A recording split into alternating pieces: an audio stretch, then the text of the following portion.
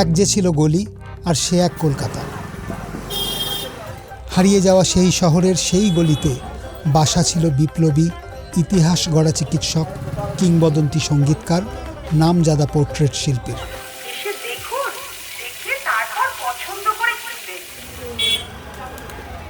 তারপর কবে থেকে যে সে পাড়া শুধুই যৌনকর্মীদের মহল্লা বলে কুখ্যাতি পেল কেউ জানে না।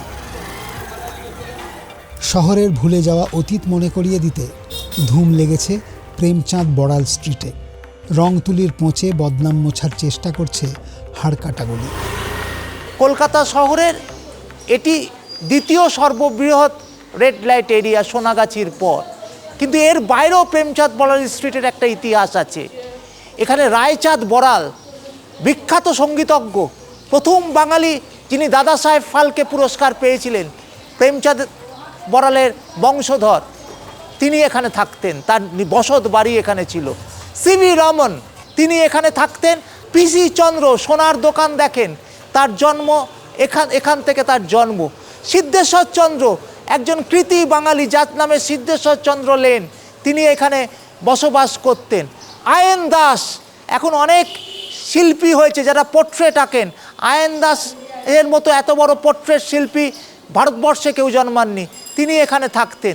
এই অসংখ্য ইতিহাস পিসি বড়াল প্রেমচাঁদ বড়াল স্ট্রিটে এখানে বসবাস করতেন, ইতিহাস আছে। সেই ইতিহাসটাও মানুষ এখানে এলে জানতে পারবেন, বুঝতে পারবেন। ঠিকানা কলকাতা 12, এদো গলি, পলেস্তারা খসা।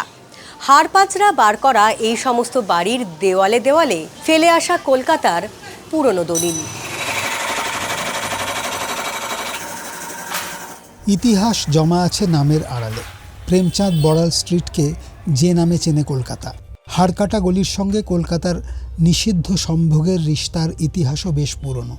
এই রাস্তা জুড়ে এখানে আগে হাড়ের যে জিনিসপত্র, পশু পাখির যে হাড়ই হোক, সেই হাড়গুলোর কে কেটে সেখান থেকে আপনার মাথার যে মানে চিরুনি স্টাইলের মানে বিভিন্ন জিনিস তৈরি করা হতো। এই হাড়কাটা থেকেই হাড়কাটাগুলি নাম হয়েছে। 1915 সনে আপনার ওই PM বাগচি পঞ্জিকা ডাইরেক্টরিতে হাড়কাটা গলি যদি আপনি দেখেন, সেখানে দেখা যাবে যে 1 থেকে 36 নম্বর পর্যন্ত বাড়ি আছে, মানে 36টা বাড়ি নিয়ে এই হাড়কাটা গলি। 1 নম্বর বাড়িতে এবং 7 নম্বর বাড়িতে, এই দুটো বাড়িতে সেই সময়ে হাতির দাঁতের কারিগরেরা, তারা কিন্তু সেইখানে ওই সূক্ষ্ম কারুকার্যের তাদের কারখানা ছিল। এটা কিন্তু ওই পুরনো পঞ্জিকা সূত্রে রয়েছে। তো সুতরাং তার যে একটা মানে ধারাবাহিকতা ছিল, ঐতিহ্য ছিল, যে হাড়কাটার সেই হাড় উঠে গেলেও হাতির দাঁতের কারিগররা কাজ করছেন, এইটা কিন্তু একটা গুরুত্বপূর্ণ বিষয়। 20টা বাড়িতে এই নিষিদ্ধ পল্লীর মেয়েরা তারা থাকতেন।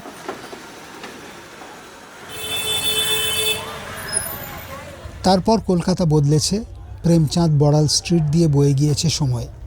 70-এর উত্তাল সময়ে স্বপ্ন দেখা যৌবনকে আশ্রয় দিয়েছে এই হাড়কাটা গলি। আমার জেঠুও নকশালে ছিল, তিনি মারা গেছেন। তা নকশালের সময় তো অনেক কিছুই ছিল। আমাদের বাড়িতে নকশালরাও অনেক সময় থেকেছে, গেছে, কারণ আমাদের ওদিকে একটা ছাদ আছে যেখান দিয়ে পালানো যায়, কোনো ব্যাপার নেই। ওই জন্য ওরা ওখানেও থাকতো। এই পাড়ার অনেক ইতিহাস, তবে সমস্ত ইতিহাসকে ছাপিয়ে এই গলিকে তার বদনামে চেনে আজকের কলকাতা। এটা যে জায়গা যেখানে আমি অন্তত বড় হয়েছি, লোকের কাছে অনেক আগে যখন ছোট ছিলাম বলতে দ্বিধা করতাম প্রেমচাঁদ বড়াল স্ট্রিট। লোকেরও ভাবতো প্রেমচাঁদ বড়াল স্ট্রিট অ্যাড্রেসটা নেবো, কার্ডে লিখতে গিয়ে PCB স্ট্রিট লিখি, কিন্তু সেই জায়গাটা বহুলাংশে বিশ্ববিদ্যালয় চেঞ্জ করে দিয়েছে। প্রেমচাঁদ বড়াল স্ট্রিটকে নতুন পরিচয় দিতে উদ্যোগ নিয়েছে কলকাতা পুরসভা। দুর্গাপুজোর মাঠকে কেন্দ্র করে সেজে উঠেছে আশেপাশের ঘরবাড়ি, সেলফি জোন, রঙিন গ্রাফিতি। স্মৃতির স্মারকে ইতিহাস ছুঁয়ে থাকতে চাইছে হাড়কাটা গলি। কলকাতার ইতিকথা শোনাতে চাইছে এক সময়ের কুখ্যাত পাড়া।